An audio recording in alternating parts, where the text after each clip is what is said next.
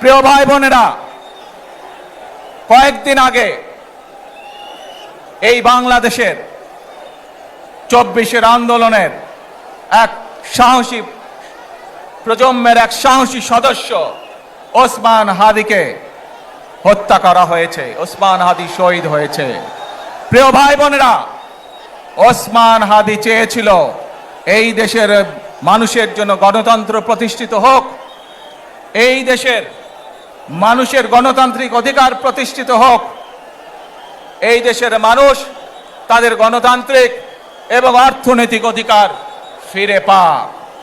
আজ ২৪ আন্দোলনে যারা শহীদ হয়েছেন, ওসমান হাদি সহ ৭১ যারা শহীদ হয়েছেন, বিগত স্বৈরাচারের সময় বিভিন্নভাবে খুন গুমের শিকার হয়েছেন, এই মানুষগুলোর রক্তের ঋণ যদি শোধ করতে হয়, আসুন আমরা আমাদের সেই প্রত্যাশিত বাংলাদেশ গড়ে তুলব, যেখানে আমরা সকলে মিলে কাজ করব, যেখানে আমরা সকলে মিলে আমাদের প্রত্যাশিত বাংলাদেশকে গড়ে তুলব।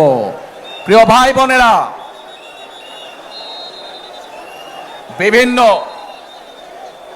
আধিপত্যবাদ শক্তির গুপ্তচরেরা বিভিন্নভাবে ষড়যন্ত্রে এখনই লিপ্ত রয়েছে।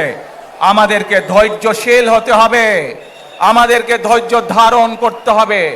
বিশেষ করে তরুণ প্রজন্মের যে সদস্যরা আছেন, আপনারাই আগামী দিন দেশকে নেতৃত্ব দিবেন, দেশকে গড়ে তুলবেন। এই দায়িত্ব তরুণ প্রজন্মের সদস্যদেরকে আজ গ্রহণ করতে হবে।